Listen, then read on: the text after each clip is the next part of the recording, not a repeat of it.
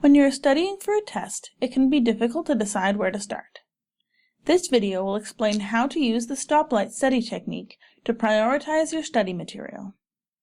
For this exercise, you will need a computer or pencil and the material you will be tested on. With the stoplight technique, you color code what you know the least, red, what you sort of know, yellow, and what you really know, green. For example, let's say you need to study for your Introduction to Psychology course. These are your learning objectives from the text. We'll read each objective and color code them. Put an R, Y, or G beside each concept and move on to the next one. By the end of learning this chapter, you will be able to distinguish between short, working, and long-term memory. I'll mark this R because I don't really know this concept. Define and provide an example for mnemonics.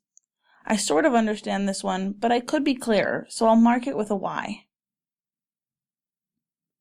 Name and describe 3 reasons for severe memory loss. I'm confident about this concept, so it gets a G. Define and explain the effective domain of learning. This is another one I sort of know, so I'll put a Y.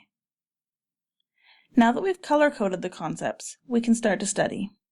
We would be starting with the concept we marked as red. Happy studying!